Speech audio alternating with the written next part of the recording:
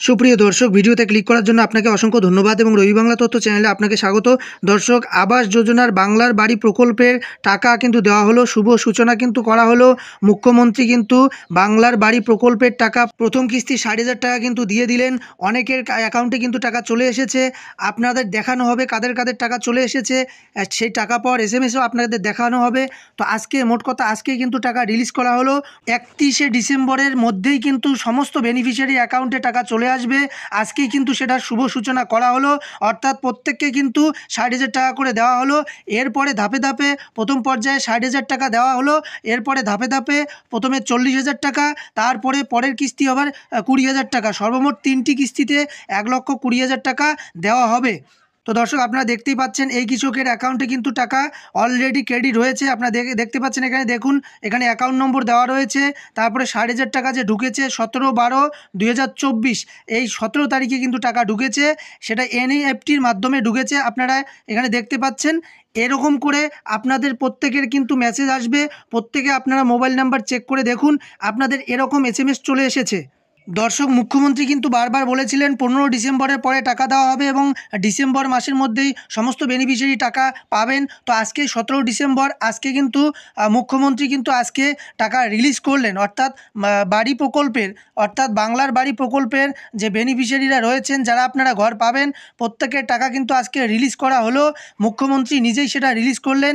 তো এরপরে সবার অ্যাকাউন্টে 60,000 টাকা চলে আসবে, বাকি টাকাগুলো ধাপে ধাপে আসবে। তো মুখ্যমন্ত্রী তার কথা কিন্তু রাখলেন, অর্থাৎ ডিসেম্বরের মধ্যেই তিনি টাকা দিতে চেয়েছিলেন, সেটা কিন্তু তিনি করলেন। তো মুখ্যমন্ত্রী সেই কথা অনুযায়ী কিন্তু বিদ্যুৎ গতিতে কাজ এগোয়। প্রত্যেকটি জেলায় কিন্তু বাড়ি বাড়ি গিয়ে গিয়ে সার্ভের কাজ করা হয় এবং সেই সার্ভের লিস্ট কিন্তু নবান্নে জমা পড়ে এবং সেখান থেকে কিন্তু স্ক্রুটনি করার পর আজকে টাকা রিলিজ করা হলো। তো যা 5টি জেলা, অর্থাৎ যে 5টি জেলাতে উপনির্বাচন হয়েছিল, সেই 5টি জেলার টাকা হয়তো আজকে নাও ঢুকতে পারে। যে সমস্ত বেনিফিশিয়ারি আপনারা রয়েছেন, আপনারা হতাশ হবেন না, কারণ এই 5টি জেলার স্ক্রুটনির কাজ হয়তো কিছুটা এখনও বাকি রয়েছে। এই জেলার টাকাগুলো কবে ঢুকবে সেটা আমরা এর পরের ভিডিওতে আপনাদের জানিয়ে দেব। তো দর্শক, টাকা কিন্তু ঢুকে গেছে। আপনারা কিন্তু আপনাদের যে ব্যাঙ্ক অ্যাকাউন্ট রয়েছে সেটা আপনারা চেক করে দেখতে পারেন, কিংবা আপনাদের যদি মোবাইল নম্বর ব্যাংকের সঙ্গে লিঙ্ক করা থাকে, তাহলে আপনারা মোবাইলে আপনাদের SMS আসবে, আপনারা SMS চেক করে দেখুন। তো এবারে আসি কোন কোন জেলায় টাকা দেওয়া হলো আগে। দেখুন, এখানে কিন্তু সেই সমস্ত জেলা আগে টাকা পাবে যে সমস্ত জেলার কাজ আগেই কমপ্লিট হয়েছিল, অর্থাৎ যে সমস্ত জেলার বেনিফিশিয়ারিরা আধার ইউনিট নাম্বার আগেই পেয়েছে, সেই সমস্ত জেলার বেনিফিশিয়ারিরা কিন্তু আগে টাকা পাচ্ছে। অর্থাৎ আজকে যে টাকাটা রিলিজ হলো সেটা কিন্তু সবার অ্যাকাউন্টে নাও যেতে পারে, কারণ অনেক জেলায় এখনও রয়েছে যাদের বেনিফিশিয়ারিদের মধ্যে যাদের আধার ইউনিট নম্বর এখনও ক্রেডিট হয়নি বা আধার ইউনিট নম্বর এখনও দেওয়া হয়নি। সেই সমস্ত বেনিফিশিয়ারির টাকা আজকে রিলিজ হওয়ার সাথে সাথে কিন্তু ঢুকবে না। সেই সমস্ত বেনিফিশিয়ারি কিন্তু কয়েকদিন বাদে টাকা পাবেন, অর্থাৎ তাদের আগে আধার ইউনিট নাম্বার তৈরি হবে, তারপরে কিন্তু তারা টাকা পাবেন। তো মোট কথা হলো, সব জেলায় কিন্তু আজকে টাকা ঢুকবে না, সব জেলায় টাকা ঢুকছে না। যে সমস্ত জেলার কাজগুলো কমপ্লিট হয়ে গেছে, সমস্ত কাজ কমপ্লিট হয়েছে, সেই সমস্ত জেলায় কিন্তু টাকা ঢুকে গেল।